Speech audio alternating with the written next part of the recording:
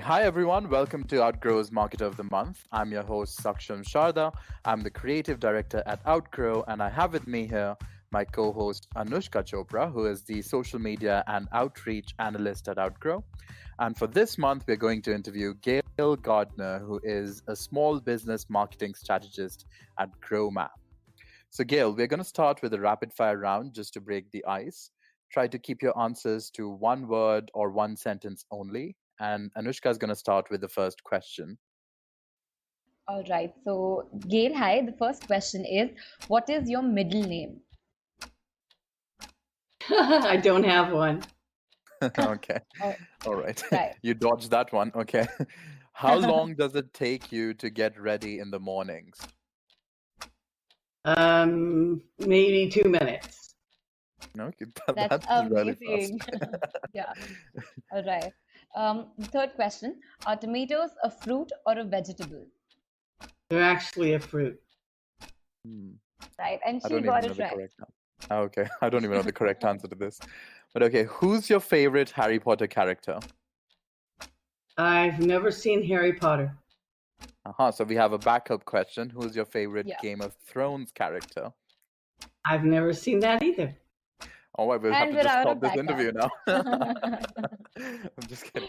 Okay. Yeah. All right, so All we're gonna right. skip this one. Okay, I'll move on to the next question.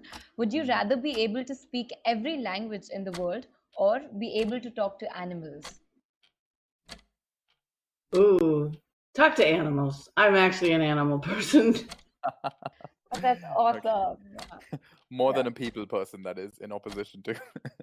Yeah, actually. I'm a hermit that lives in the middle of nowhere. Okay. All right, so the next one is Neil Patel or Gary Vaynerchuk.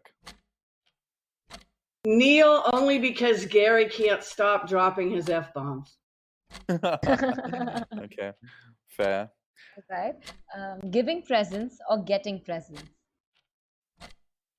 Giving. Hmm. That's very Ev- sweet. Everyone answers giving presents. No one likes Yeah. surprises. uh, how many cups of coffee do you drink per day? None. Oh, wow. That is, yeah, that is pretty Are we great. all working in the same business? I don't know. I work from home for myself and I drink herbal tea and sumac. Wow. Okay. Yeah, that's That's right. that's healthy. Um, right. What next? Okay, so what's something you could eat for a week straight? Peaches. Okay. Yeah. Fill in the blank. I can survive on dash hours of sleep. Oh, I need lots of sleep. 8. At least I could survive on 8. I like more than that. Wow, you're the healthiest marketer we've ever interviewed. Yeah. No coffee, lots of sleep. That's great. Yeah. Yeah. So I'm very interested to know the answer to this question. What does the person need to be happy? To be satisfied with what they already have. Wow, Yeah. deep. That's very deep. Fill in the blank. An upcoming marketing trend is.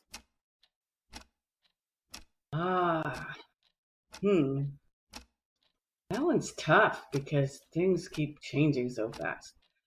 It'll have to be more video. More videos. I mean, it's not really an upcoming trend. It's an ongoing trend that people still aren't on board with. True. All right. True. Interesting. Considering we're doing a podcast here, we should take note of that as well. Yeah. But, we'll make a trailer for it or something. But okay, so let's go on. That's the end of the rapid fire round. Let's go on to the bigger questions. And the first one, I'll just ask it myself. It is, let's start with GrowMap a little. How did you come up with the term GrowMap? I'm sure there's a reasoning behind it. Right.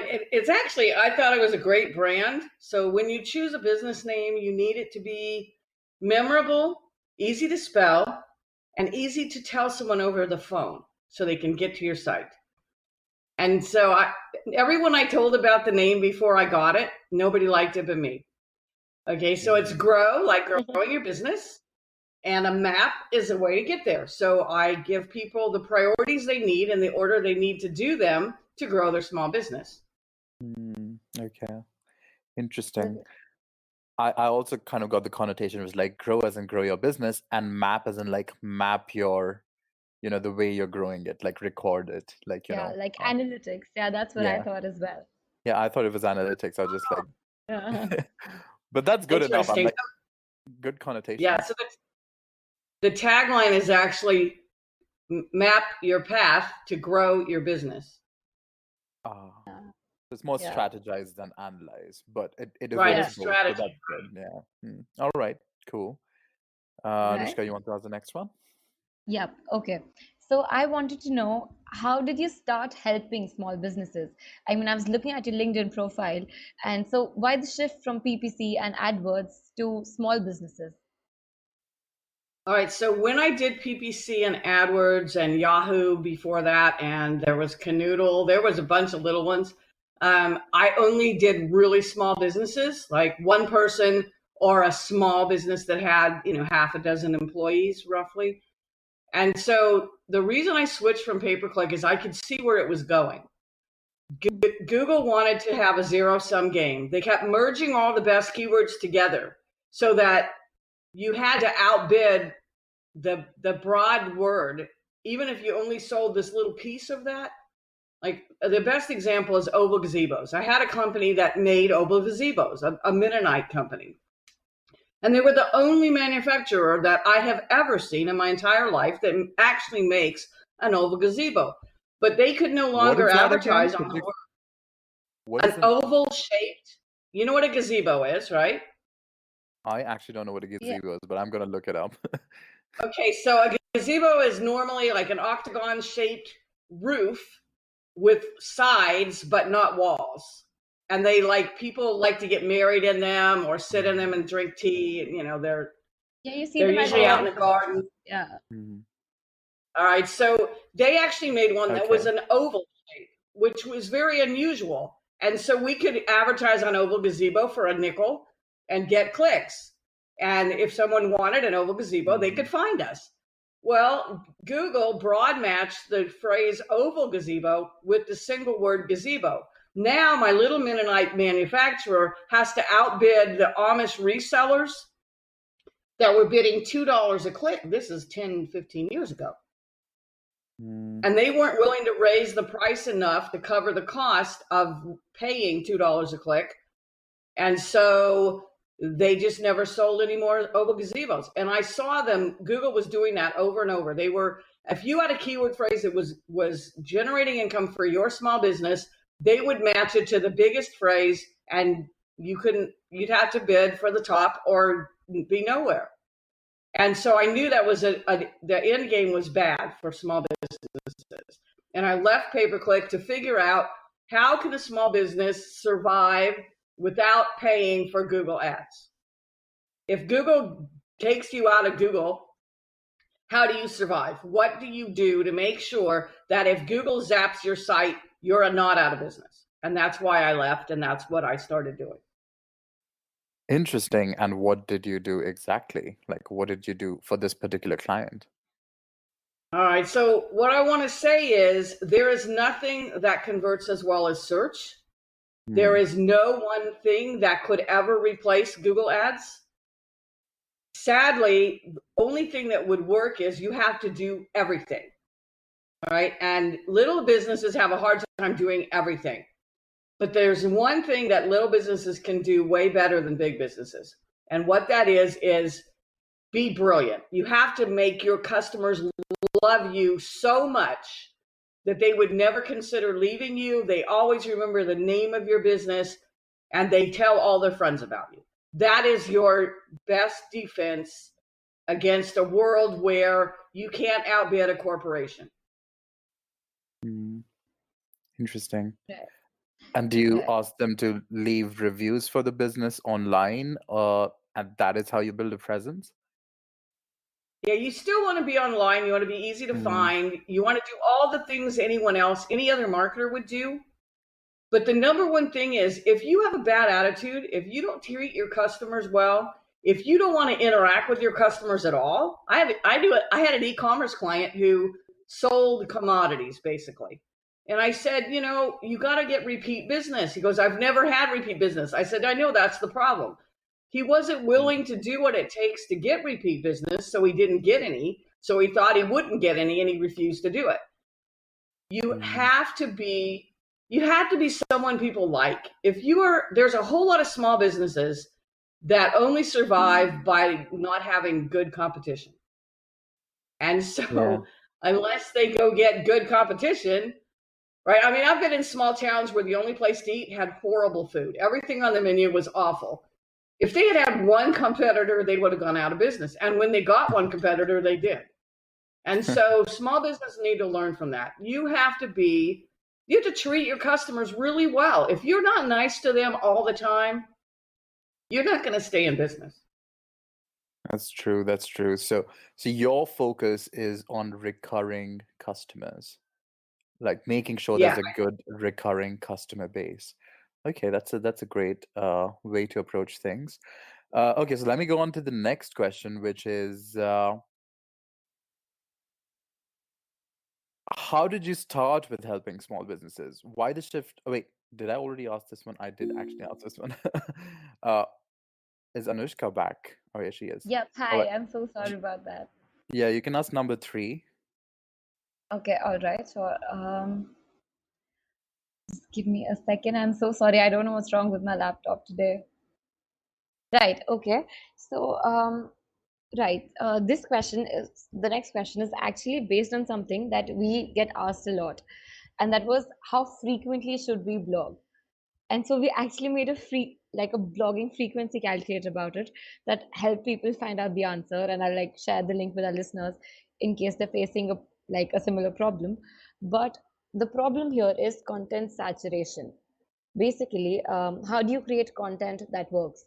Because there are hundreds of content pieces being released every hour. So in such a situation, how does a small marketer, someone with limited resources, create content that grabs attention and leads?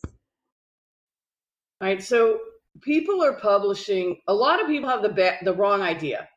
They're using the wrong role model for their business. All right. So if you're a small business, you do not need to be publishing every day.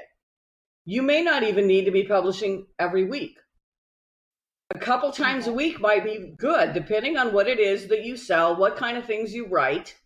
Once a week, twice a week is plenty.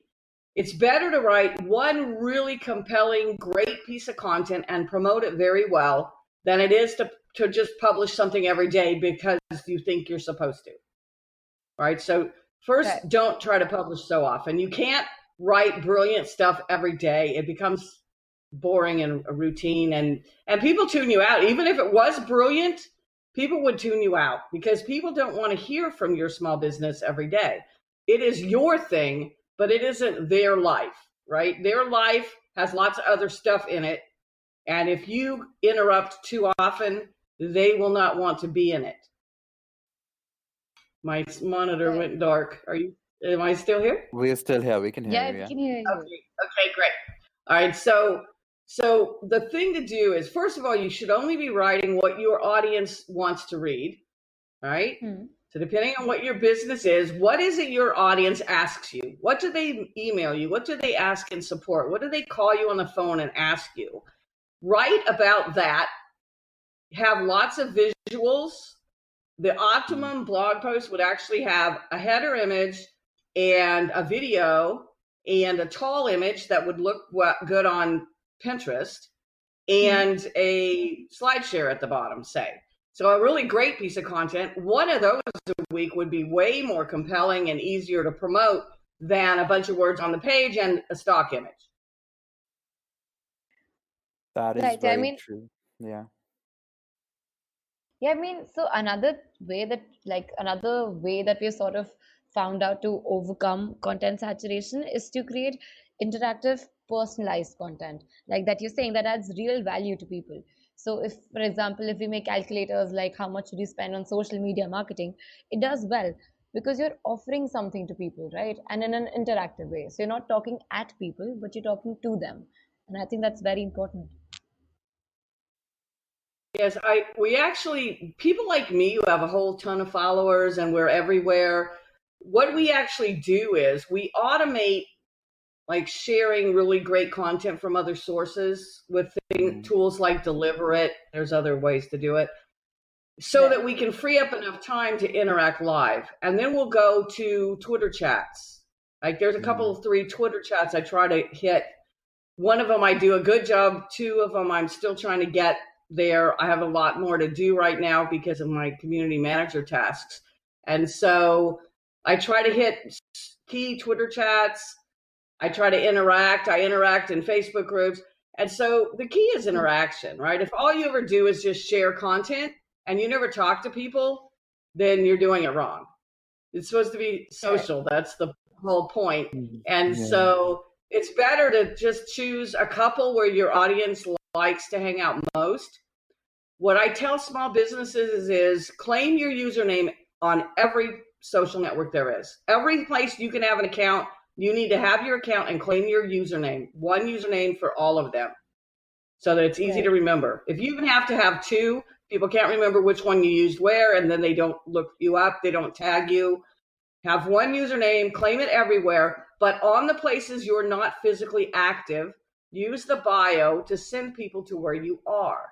Use the bio to send them to your website and to your preferred social network. Mm. I was gonna say Yeah. because what you mentioned is like obviously a social network was created for interaction rather than publishing because that's it should be like at least 50-50 or at least like that's what you mentioned about curating. So you should interact with what the community is doing, share other people's stuff that is going viral. So that way you don't have to feel pressurized to create your own content all the time because that's not what social networks were meant for anyway. So that's a great strategy, I think. And as for small businesses, what we were talking about, where you say that it's more important that you create one valuable, interactive, personalized piece of content in, I don't know, a week or even perhaps like, a fortnight. Create one per fortnight, as long as it's good, because people don't want to hear from you every day, like you're saying, because obviously you're a small business and you're not that important in their lives right now. So I think that's completely legitimate. And for that, at Outgrow, we have like a marketing trending events calendar that actually allows you to see based on what your industry is. You can see which events are trending that particular month. I don't know whether if you're making, you're doing something and you see it's Mother's Day, and if it's related to that, you can make a, content piece around that and interact with your clients better because that's your industry. So I mean, like it's better to like target it and plan it in a month rather than like publishing it every day. So Yes, yeah. and that Yeah. would be very valuable to know Mm, what the. I actually, when I had e-commerce sites, when I did AdWords, I had a lot of Yahoo stores and they had graphs, and I would actually go back to their analytics and I would look and see how much did they sell this month last year and what was selling. You could actually see which products were mm, selling, mm. and you could tell when did people start buying Valentine's gifts? When did people start buying Exactly. Easter stuff? When did Hmm. they start buying Christmas stuff? But for that specific store in the year before, and then ramp up the ads right before that. So you can do the same thing Hmm. for social. If you know people really start thinking about Valentine's Day around X date, then you want to have something ready to go related to that Hmm. right before that date so that you're at the beginning of that trend and can ride the wave instead of being at the very end of it when you go, oh, wow, there's all that stuff about Valentine's Day. I guess I better put something up there. Yeah, I Yeah. completely agree. Also, like, even with this, even when you know what trending events are happening, you should pick trending events relevant for you and not like publish for every trending event. Because sometimes when people do that, Yes. people are like, okay, you are like a random company that is not related to, say, Mother's Day. So you don't have to like really make too much effort to like relate your product to Mother's Day and try to sell it to me. Because then I just feel like, okay, you're being a bit not genuine. So it's good if Yeah. people like focus on one trending event a month and then make something really nice in that as long as it's relevant to their company. So I do like your philosophy with like not saturating the user with content because really there is a lot of content online. And like as you said with like Google, there's like too many keywords going on, too much happening. It's just yeah, Yeah. completely agree. So would you like Okay, to just ask the next so question? oh yeah, Yeah. it's my turn to ask the next question. All right, Yep. so this one is a funny question. Tell me something most small business owners or marketers think is true, but you think is complete bullshit, or something that you think is true that most small business owners or marketers think is bullshit. Ooh, I wish I'd had that one in advance. So let me think about that. That would be a really good one if I had thought about it for a while. All right, so we already said that, they think they have to publish every day because they're looking at big Mm, sites that are publishers. They're not businesses, right? They're mhm, businesses publishing. Don't copy them. Um, they think they have to beat the competition. They are so focused on beating the competition that they're not focusing on their own business. And I think that's a mistake. I do not think your goal in life should be to beat your competition. I think your goal should be to make your customers the happiest they could possibly be, and let your competition chase you. Quit chasing them. Yeah, that makes complete sense. yeah. All right. So I think that's like And a statement in itself. So yeah. I'll ask. You have to ask the next one. No, but what is something that you think is true that other people think is Oh, nonsense? yeah. Yeah, see, I think that it's true that, let me think, what do I think is true? I, I think it's true that you have to do everything, and people don't want to hear that.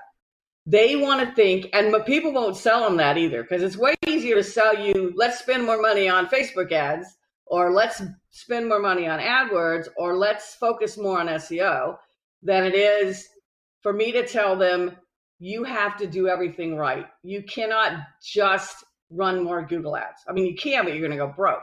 You can't just run more Facebook ads because they may not Mm, convert, right? You have Yeah. to do everything. You have to take care of your customers. You have to train your employees. You have to take care of your physical location if you have one, right? You cannot just hone in on one thing and think that's the magic bullet. There is no silver bullet. You have to do everything. Nobody wants to hear that. I believe it's true. And I'm sure I can find a whole lot of marketers that would argue that I'm wrong, that if you just ran more AdWords, or you just did more Facebook ads, or you just got better SEO, that you wouldn't need to be a great business. But if you piss off half your customers, you have to spend way more on ads, and you'll never be profitable. You just can't do it that way. And so that's what I think. I think you cannot do it that way, and no matter how much people would like to. I really like your philosophy here because it's also coming from the answer you gave us to the first question, where you're like, where you put up that example of that oval gizmodo or whatever it's called. I can't remember the term, Gazebo. but It's a gazebo, oval gazebo. gazebo, Yeah. and how you figured out what was happening wrong in that entire Google search.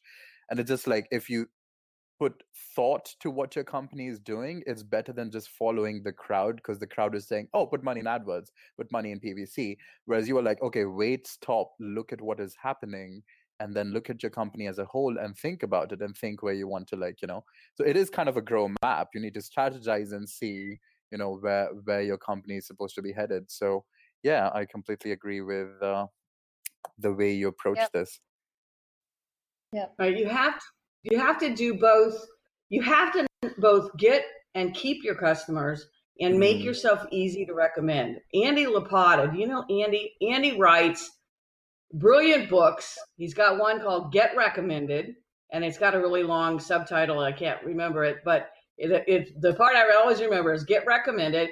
He has some awesome YouTube videos where he does like short clips and then some long presentations. He goes traveling around teaching people how to make it easy for other people to recommend you.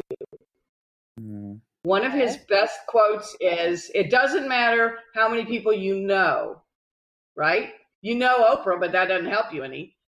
What matters is how many people know you and what you do. And so mm. you have to have brilliant customer service. You have to have loyal customers who love you. You have to make it really easy for them to send you more customers. Mm. You have to build Right. relationships with them in a way, a good networking relationship. But yeah, okay, completely agreed. Yeah.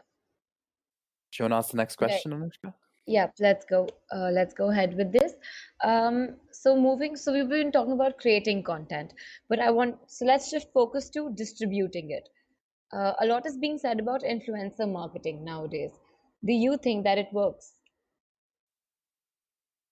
Well, it depends on which kind of influencer marketing you're talking about. So there's different kinds of influencers, right? There's the Okay. celebrity that has all their fans, and if they wear something, all the fans want it. There's that kind of influencer marketing. Obviously, that works, but it's very expensive, and most small businesses can't afford to go hire some famous celebrity.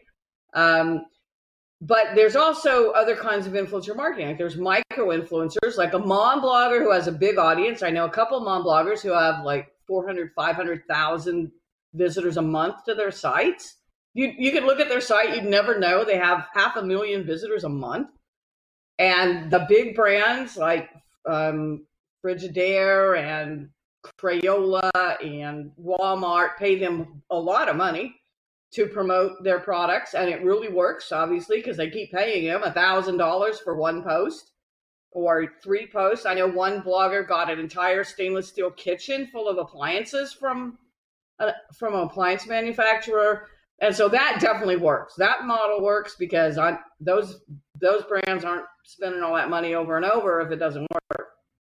But there's also something in between, which is kind of where I am. So I have 115,000 followers on Twitter. I have a big presence in a certain niche, in a certain area of the internet.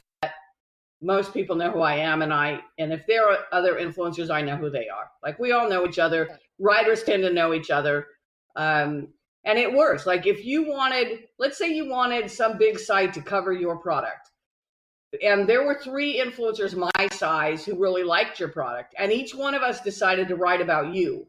If all of us write about you, it is likely that some big brand who looks at our sites is going to go, there must be something to that. These 3 people over here all wrote about this thing.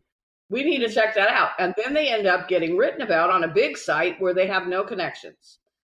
That works too. And so, yeah, it does work. And it's not that hard to become an influencer. It really isn't. Twitter chats. Twitter is how most of us got started. So we all know each other from Twitter. We all feed each other's content. We all use Ann Smarty's Viral Content Bee, which is a platform where you spend credits to get your stuff shared, and you earn credits by sharing stuff for other people.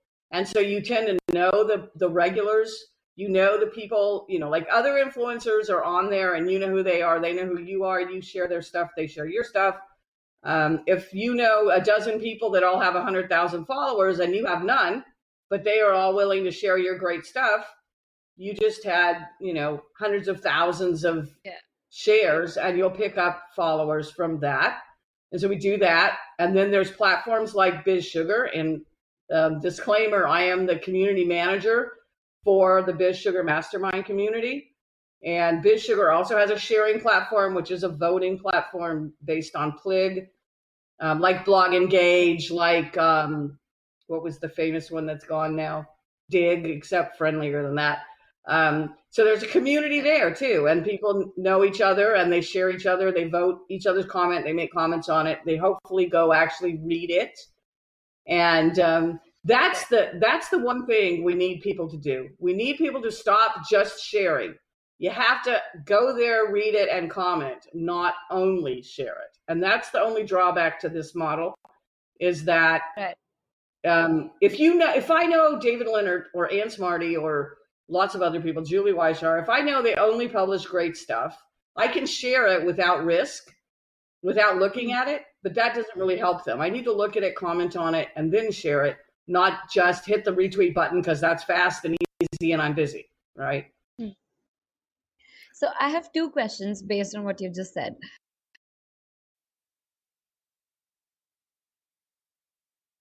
Hello?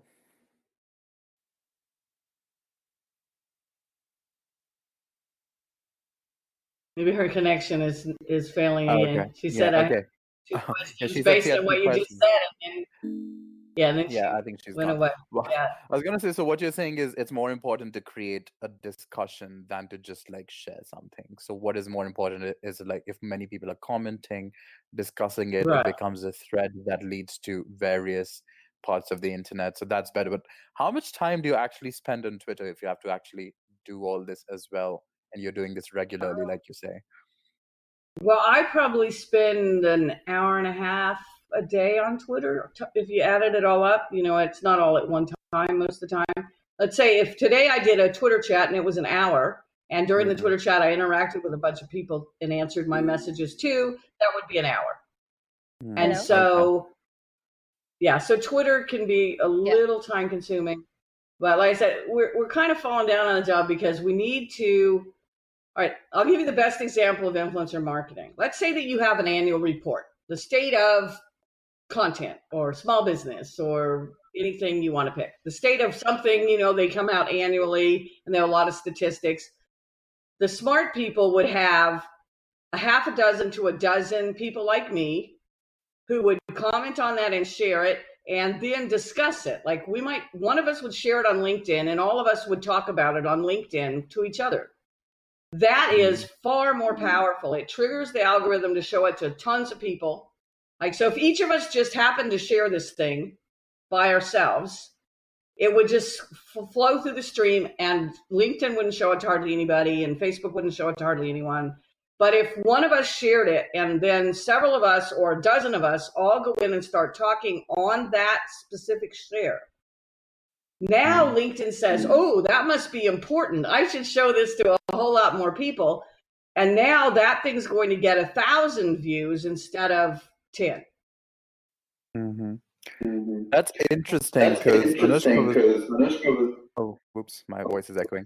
Anyway, I was gonna say Yeah. Anushka was telling me earlier that the way she was contacting you and was in touch with you was through LinkedIn chat. So you were very active out there, is what she was saying. That she just responded, and that's how instead of email, I see you spend a lot Yeah. of time on these networks, actually making them the base of from where you're doing things.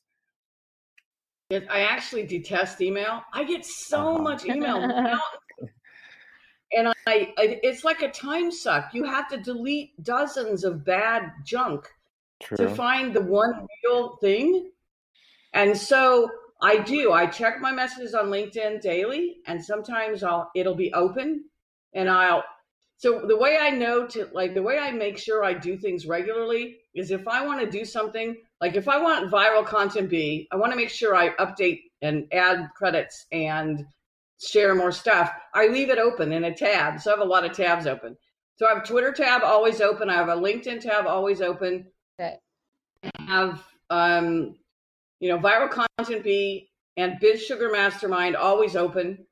Like I actually have they live in a different browser. So I have two desktops in Linux, and I have certain things live in Chrome and other things live in Firefox on that computer. And then I have a laptop that runs Windows, and certain things live in Firefox on it.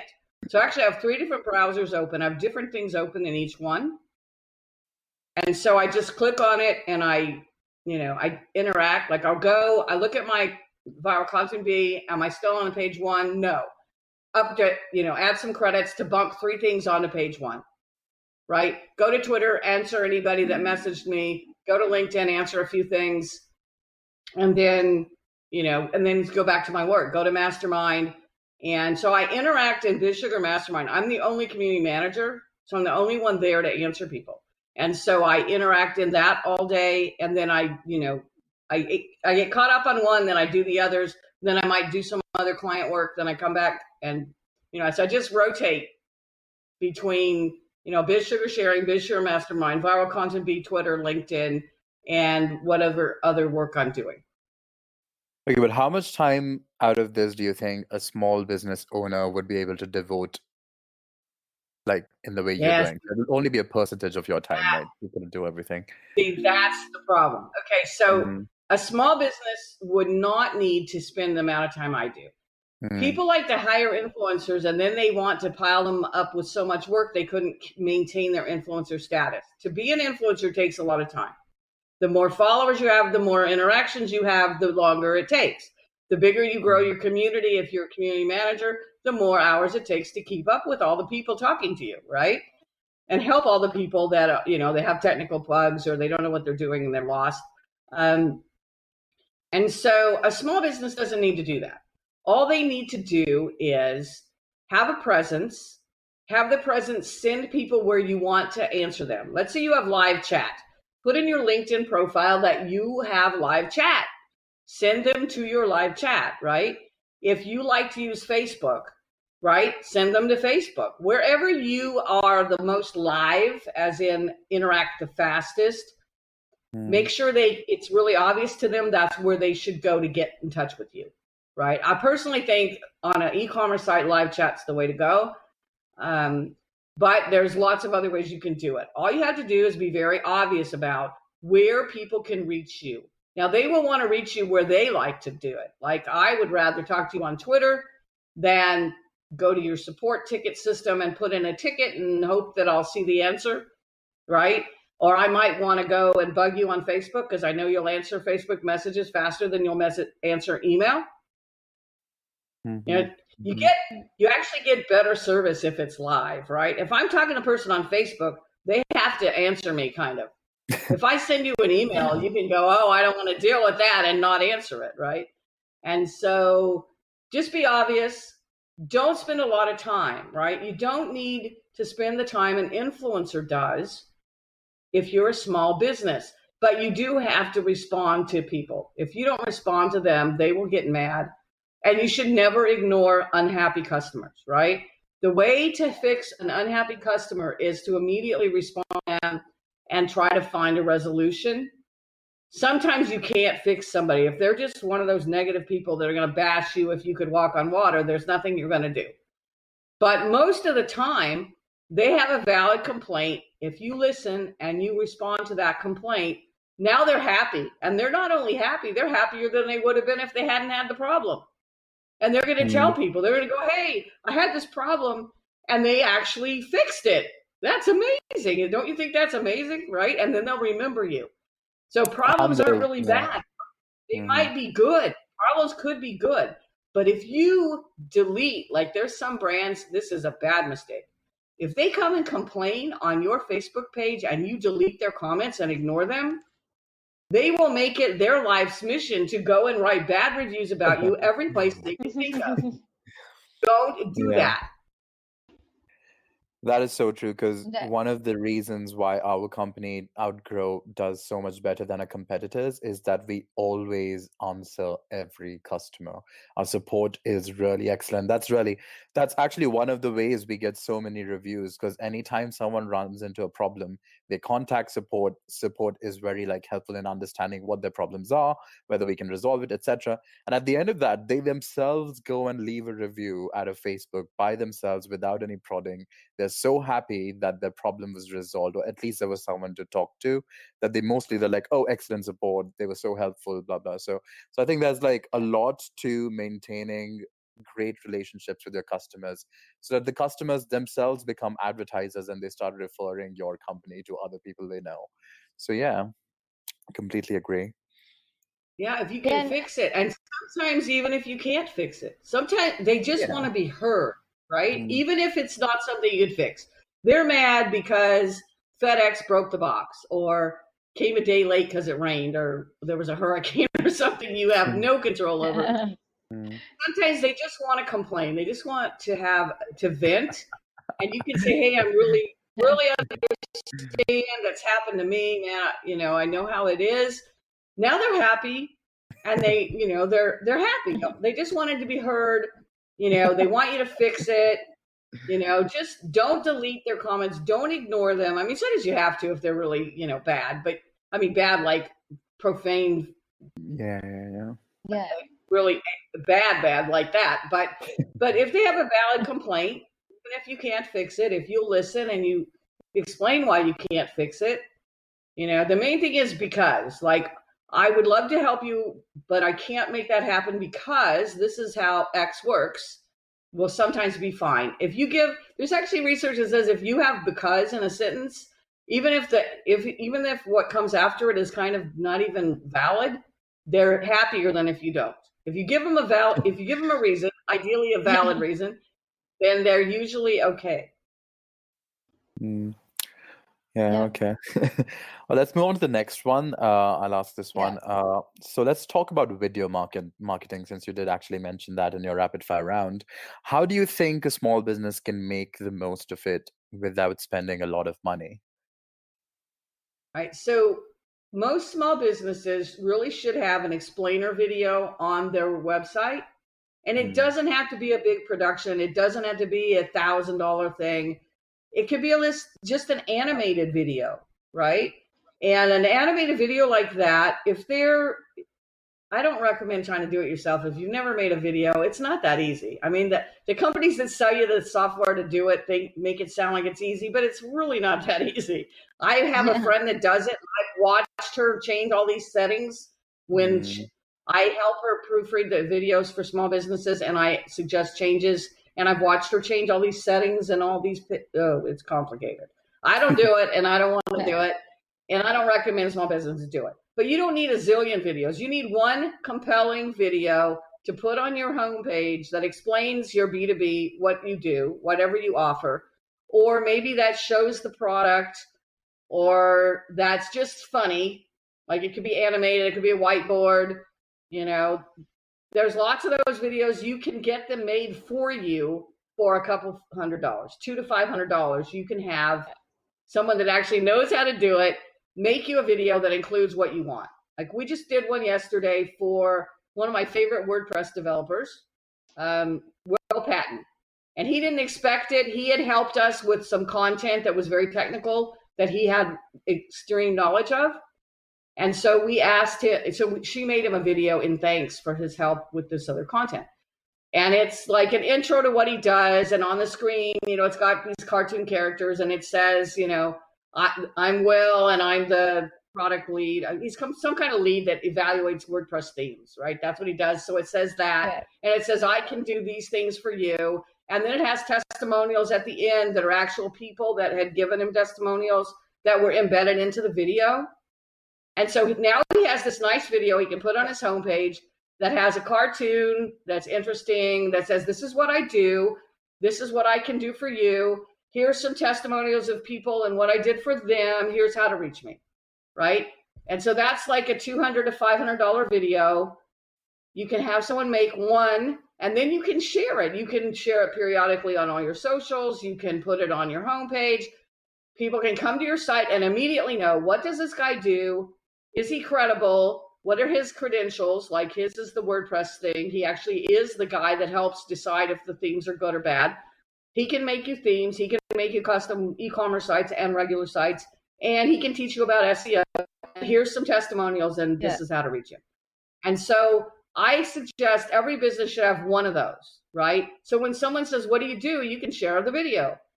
People on mobile don't like to read text, and I don't blame them. I couldn't read it without magnifying glass, right? Yeah. On a smartphone. I'm over 60. I couldn't read a smartphone. Okay, so they like video. And so give them a video that is a capsule of what your business does. Put that on your homepage. Use that in your social. You can put it in your blog posts periodically. You can send it out in your newsletter, right? And so it doesn't cost you a fortune. Get one made, right? Or if you have multiple product lines, maybe get one for each area of your business. But you don't have to do them all at once. Do one now, see how that works for you, then decide what you like or didn't like, then have another one.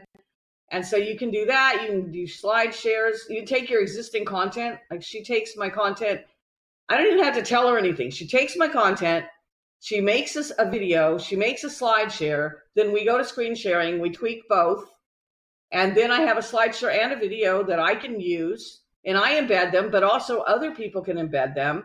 Or let's say I'm writing a post for some big site. I can embed a slide share that's about content that I developed. So my content turns into many things. And in my case, I don't even have to do anything but proof it and suggest changes I'd like. And I didn't do any of the work, and so people can see that. They can go to my website and there are videos and slideshows she's made for me. They're sometime in my sidebar, they're in my content, they're on my social. They're very, very, very useful to me. Yeah, there's many ways in which you can get around, like, making a really professional videos. Like you can do, like, like you said, animated and all the entire montage. What we did once upon a time was, so we had our clients leaving us reviews with their own home cameras. It wasn't a professional camera, so they just record a little review and they'll send it to us. So we did a mashup of all three or four Yeah. unprofessionally recorded reviews, but we made it like, we edited it so that it looked like nice, and we named it like grassroots reviews. So we were not even trying to be like posh and something like, oh, these are professional reviews that are coming from people. We were just like, oh, these are grassroots reviews that are coming from our really grassroots customers. They don't look professional because these are genuinely being done by people who wanted to speak about it and then wanted to be like, looking like an advertisement. So it's just something they recorded in their free time, and it made a really nice impression uh because it looked very genuine. So yeah, that was the way. Yeah. So yeah, obviously there are many ways one can get around it. Yeah, they don't have to be professional productions, especially now. Mm, People actually would trust a self-shot video more if you're willing to go on exactly. camera. Now, a lot of small Exactly. businesses don't like to go on camera, but if you're willing to go on camera, you can use your smartphone, you can use whatever you've got, you can have your friend do it. Um, the only thing, like if you do a mashup, make sure you get the volume levels even, right? Mm. That's my big Right. tip. If you're going to mash up multiple sources of video, make sure that either you know how or know somebody that can make sure that they're not like, this one's so quiet you can't hear it, that one blasts you out of the room. Get the volume levels in sync, and as long as you do that part right, yeah, I think people are used to like live interviews with a smartphone now, right? Or Yeah. Skype Mm. interviews, right? On Or camera with Insta Skype. story interviews. They put you on your Insta story where they're like, oh, I love the product, Instant. just record that, download it, mash it up, put it out, you know. Yeah, I actually get videos on Twitter now. And there's Mm. one guy that puts video answers in Twitter chats, which you can't really watch unless you have like two different computers. I have two computers, so I can actually play his little Twitter comment while I'm doing the Twitter chat, but most people couldn't do that. If you stop to watch Mm. the video, then you can't see the other stuff going on. And so it's kind of interesting, but he chooses to answer in a video. So yeah, you don't have to spend a fortune. You don't have to have an in-house production that costs thousands of dollars.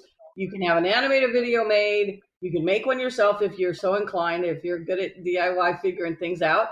Or you could just, get your smartphone and video yourself or your coworkers or your customers. I really do. I love video testimonials.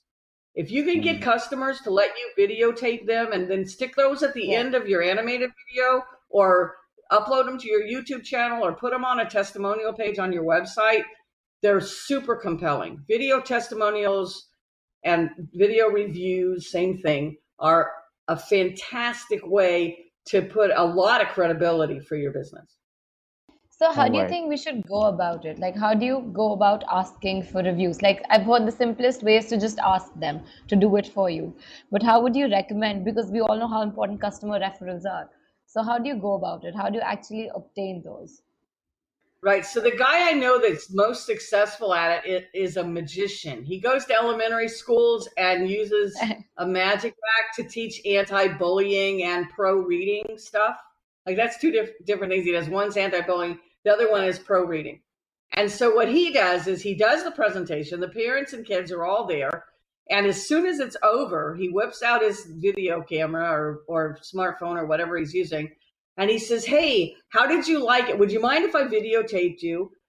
Just tell me how you liked Right. what I did today. And then he videos them and he shows them the video, and then he puts them on his website. And he's got a ton of them, and they're in YouTube and on his website. And he puts them in like other things that he publishes, on various sites online. And so he just grabs them right there, right when he did it, and videotapes them. If you're in a position to do it right that second, that's the best way. But if you're not, like if you say, hey, could you send me a video testimonial? They'll say yes, and most of them won't follow through. And so if you can do it real quick, that's the best way. If they're like a marketer, they'll probably do it for you, like they said they would. But if they're an average person, they'll get busy and forget, it won't ever happen. But yeah, that it is kind of tricky to get that. But like you got it. Sometimes you can run a contest. Like there are pages that are successful at running contests that get user generated content that way. Like they'll say that they sell dresses. Send us a video of you modeling your new dress. And who is that? There's actually a dressmaker that makes plus size dresses that does that. They have all these pictures of women wearing dresses they bought from them, like ordinary women, not like celebrity people, not people on Instagram with 1 million followers, people like everyday overweight lady or not so overweight lady. And I think that's really valuable, right? So if you're looking at the dresses and you're trying to guess, would that look good on me? And they have pictures of a tall woman who's, a size 12 wearing it, and a very short woman who's a size 22 wearing the dress, and everything in between. You could kind of scroll through there and find someone that's kind of built and height like you and see what the dress would look like on you. And I think that's brilliant, and I'm sure they sell a whole lot of dresses because of that. And I wish if I could remember the name of it, I would tell you. I think it starts with a K, and it's a plus size, but plus sizes are kind of weird because I don't consider a 10 a plus size, but I think they range from like 10 and up, and they have really cute dresses. Kiona, maybe? Something like that. I think it's Kiona. We'll put it in the description once you remember it. Right. I was going to say, speaking of contests, one can actually, because contest is, again, like we were talking about earlier, it's a form of interaction with your customers, and you're building a relationship here. And one can actually do that in the Outgrow interactive suite, because you can actually make contests on Outgrow, and you can make all sorts of them. And one of the things we also did, like you also mentioned earlier about, offering customers something in return for a video review. And we made one contest about having a $5 Amazon voucher or a $10 Amazon voucher in return for collecting really good feedback. So we have all these templates for like really good feedback collection that would really help small businesses to maintain a relationship with their customers and see what their customers want. Because even like we usually do it like in December during Christmas time, we send them a $10 Amazon voucher in return for them also telling us what they would expect from our software next year. So again, going to your company's name, Grow Map. So they tell us what they would like us to strategize on, how we should make our map for next year. And in return, we just if they finish the survey completely, we just give them like a $10 Amazon voucher and get a review out of them. So yeah. I think maintaining a customer relationship like this is pretty good. Did we lose Anushka again? I think we did. Yes. So let me ask the last question then. What top 3 tips would you like to give to small business marketers? Okay. All right. So these are my priorities for small businesses, especially if you have a physical location. But if you have an address you're willing to put online, first step, always, always, always list the business in directories. Google, of course, is the most important one. Google My Business, which I hope is the right name. They keep changing the name. They need to quit doing that. But I think it's still Google My Business now. That's the most important one. And you can put coupons and images and videos in there. You should be very active in there because that's where the majority of the people are. But there's a whole lot of directories, super pages, yellow pages, and all that. There are there are tools you can sign up for. You fill in all your information once, you upload it, and it goes out to hundreds of directories. Do that. It's an easy way to get links. It's an easy way to get customers. And that's your first step. Always, always, always, and always critical, use exactly the same name, the same address, spelled exactly the same way. If you spell out street, always do it. If you don't, never do it. And always use your real phone number, not your toll-free number, your regular phone number. You have to use exactly the same name, address, phone number, every place. It's really critical. And then upgrade the most important ones, go in there manually and tweak them and make them even better. Always do your local directory listings first. The next thing you do is you always go claim all of find one username. You can use a site called Noam, KNOWEM, to find out if your username is available. Just plug it in there and it tells you all the places it's available. Find a username that you can have consistently on at least all the major platforms. Go out and claim every one of those. The fast way, if you have money, is to do it through Noam, and the free way is to manually do it, but it's time consuming. Go out and claim all those and put something in the bio and put your logo in there and send them where you're really super active. Those are the first two things. And the third thing is, well, and we're assuming you already are brilliantly great customer service and love your customers and interact with them all the time. And the third thing is you have to be very, interactive. Interact with your customers. Yeah. Don't be the e-commerce guy who just wants to sell commodities and make pennies off of each one because you don't want to talk to your customers. Talk to your customers.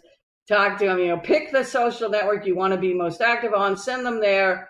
It might be your website if you have live chat, and interact with them, because that's how you find out what they love, what they don't like, how to fix it, and how to get better and grow. That's how you grow. You've got to talk to your customers. That is so true. All right. So those are the 3 tips from Gail. Anushka, you want to add something?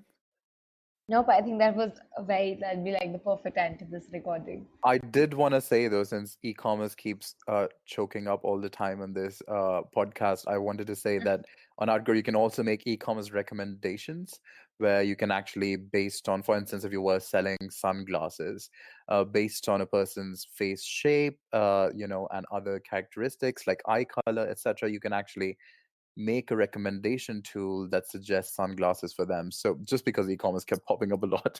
Anyway, so thank you everyone for joining us this month for our Market of the Month podcast. And thank you, Gail, for joining us as well. Do check out our company, GrowMap. And before you do that, do not forget to subscribe to our podcast on SoundCloud as well. And all the links to various interactive templates we talked about and all the sites that Gail talked about will be available at our website, outgrow.co, and also in this podcast description. So see you all next month and have a great time marketing.